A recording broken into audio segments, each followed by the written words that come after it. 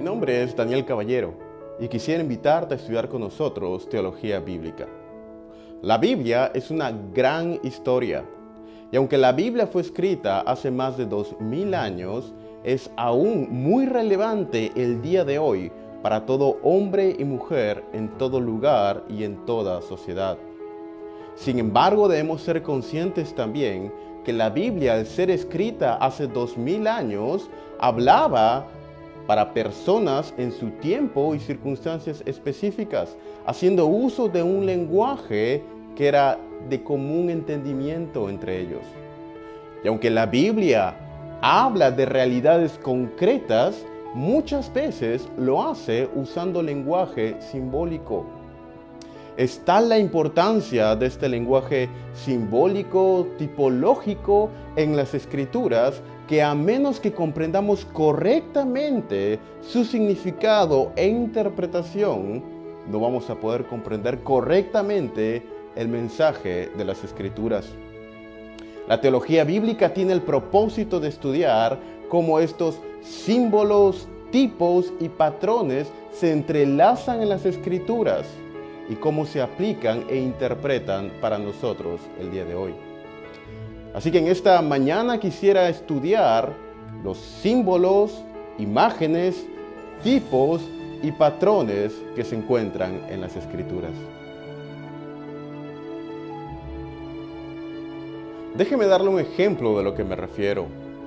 Dios creó a Adán y Eva para que habitaran en su presencia en el jardín del Edén y disfrutaran de comunión con Dios para siempre. Sin embargo, Adán y Eva pecaron contra Dios y como consecuencia de su pecado fueron echados de la presencia de Dios y del jardín del Edén. Fueron exiliados del jardín. Vemos un tema similar, aunque con algunas diferencias de la misma manera, entre Dios y la nación de Israel. Dios liberó a la nación de Israel de Egipto a fin de que habitaran en su presencia en la tierra prometida en Canaán. Sin embargo, la nación de Israel, debido a su pecado y rebelión contra Dios, fueron echados de la tierra prometida de Canaán y llevados al exilio. Una vez que estuvieron en el exilio, a través de los profetas, Dios prometió que un descendiente, un hijo de David, retornaría a la nación de Israel, a la presencia de Dios en la tierra prometida. Es similar a la promesa que se le hace a la mujer de que Dios un día, a través de un descendiente de la mujer, terminaría con las obras de la serpiente y pondría fin al exilio del jardín del Edén en el cual Adán y Eva se encontraban.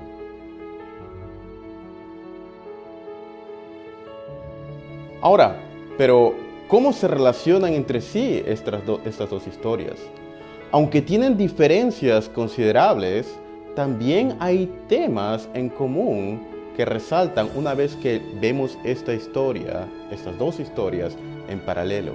Por ejemplo, en ambas historias se promete que a través de un descendiente, ya sea el descendiente de la mujer o el descendiente de David, se pondría fin al exilio en el cual el pueblo estaba. En el caso de Adán y Eva, es un descendiente de la mujer que pondría fin a las obras de la serpiente.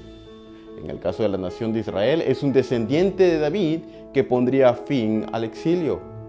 En ambos casos, el pueblo de Dios es exiliado o echado de la presencia de Dios por su pecado. En Adán y Eva son echados del jardín del Edén. En el caso de la nación de Israel, son echados de la tierra de Canaán. En ambos casos están en un lugar donde la presencia de Dios habitaba. En el caso de Adán y Eva están en el jardín del Edén, mientras que en la nación de Israel están en la tierra de Canaán.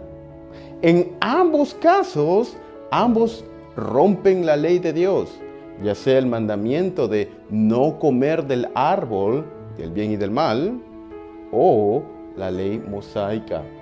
Vemos paralelismos entre ambos, el pueblo de Dios viviendo en el lugar de Dios de acuerdo a las leyes de Dios, ya sea Adán y Eva viviendo en el jardín del Edén bajo la ley de Dios, o la nación de Israel viviendo en Canaán bajo la ley de Dios.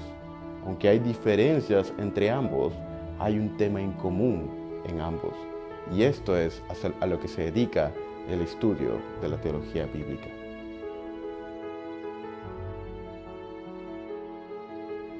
Estos patrones se van repitiendo a lo largo de las Escrituras a través de imágenes, símbolos, tipos y temas. La teología bíblica se encarga del estudio de los mismos de una manera histórica, orgánica, progresiva y cristocéntrica. Más adelante en estas clases estudiaremos con detenimiento cada uno de estos elementos, imágenes, símbolos, tipos y temas. Sin embargo, el día de hoy daremos una breve definición de cada uno de ellos y cómo se conecta con el estudio de la teología bíblica. Aunque no existe una sola definición de un tipo, es adecuado dar una definición provisional y una definición que nos ayude con el estudio de la teología bíblica.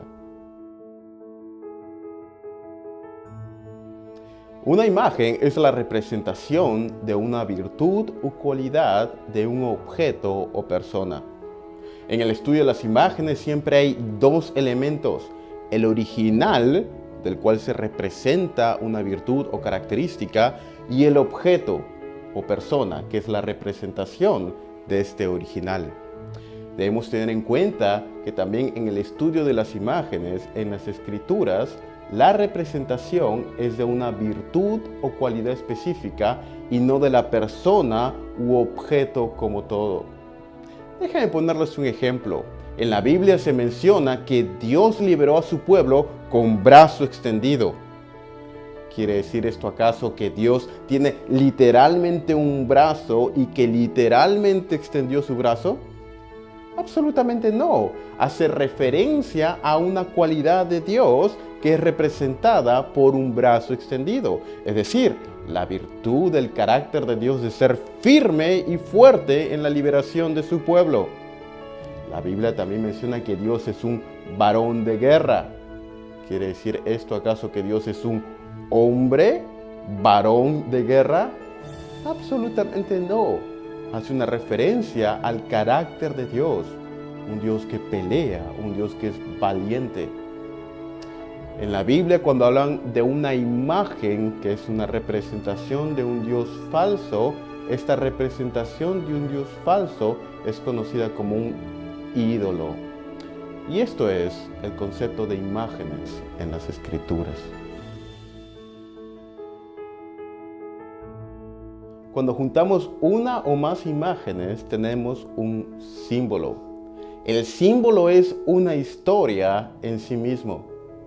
El símbolo quiere comunicar a través de analogías un conjunto de creencias, pensamientos, etc. de una sociedad en particular. Lo que es importante en el símbolo no es el símbolo en sí mismo, sino la verdad que se quiere comunicar a través de este símbolo. Tomemos por ejemplo el águila en el escudo de los Estados Unidos. ¿Qué es lo que este águila me quiere decir de la nación de los Estados Unidos en particular? O por ejemplo la cruz en el cristianismo. La cruz, siendo el símbolo del cristianismo, cuenta la historia del fundador del cristianismo, su pasión, muerte y resurrección, y simboliza el cristianismo como todo. La Escritura se encuentra llena de símbolos. Por ejemplo, después del diluvio, el Señor hizo aparecer un arco iris que simboliza su pacto con la humanidad. O por ejemplo, los elementos en el templo.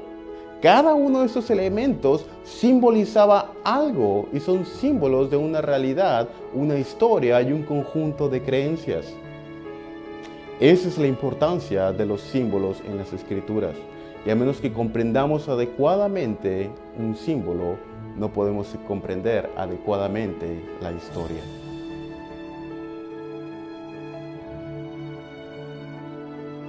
Cuando juntamos uno o más símbolos dentro de una historia real, tenemos lo que se conoce como un tipo. Un tipo es una relación que se hace entre un objeto, persona o pensamiento y se relaciona con una persona. Esta persona es conocida como el tipo y aquello de lo cual refleja es conocido como el antitipo. Una de las diferencias primarias entre un símbolo, imagen y tipo, por ejemplo, es que el tipo siempre es un evento o una persona real, mientras que el símbolo o la imagen no necesariamente. El tipo y el antitipo son eventos reales, personas reales dentro de una narrativa histórica real. La Biblia está llena de tipos y antitipos y más adelante estudiaremos toda una lección sobre tipos, antitipos y arquetipos. Sin embargo, podríamos mencionar, por ejemplo, en las Escrituras, cómo se menciona a David como un tipo de Cristo en relación a ser un rey. Como por ejemplo, Moisés es un tipo de Cristo en relación a ser profeta. Y como Melquisedec es un tipo de Cristo en relación a sacerdote, siendo Melquisedec el tipo y el Señor Jesucristo el antitipo. Debemos tener también muy presente que en relación a nuestro Señor Jesucristo, en las Escrituras se tipifican sus tres oficios principales: su oficio como rey, sacerdote y profeta. De tal manera que los reyes, sacerdotes y profetas en el Antiguo Testamento tipificaban esta virtud de nuestro Señor, ya sea como rey, sacerdote o profeta. Esto lo estudiaremos más adelante en una lección aparte.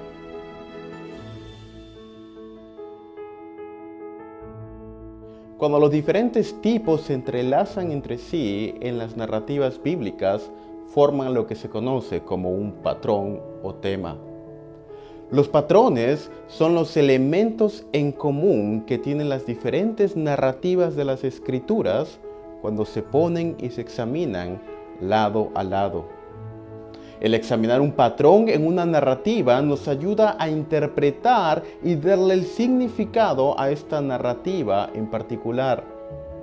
Debemos tener en cuenta también que los patrones se van repitiendo a lo largo de las Escrituras.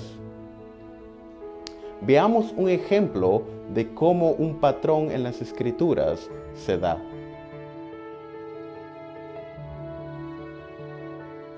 Tomemos por ejemplo el tema de el fuerte y el débil.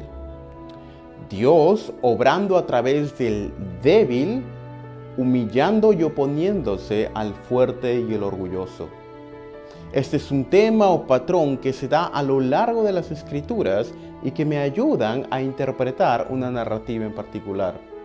Tomemos por ejemplo el caso de Primera de Samuel, comenzando desde el capítulo 1, en el cual se compara a Ana y Penina.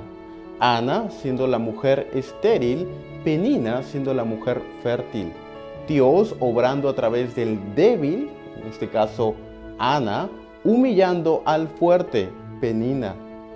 Siguiendo por la narrativa de 1 de Samuel, esta vez en el capítulo 2 y 3 son los hijos de Ana, la mujer débil, en comparación con los hijos malvados de Elí, el hombre fuerte.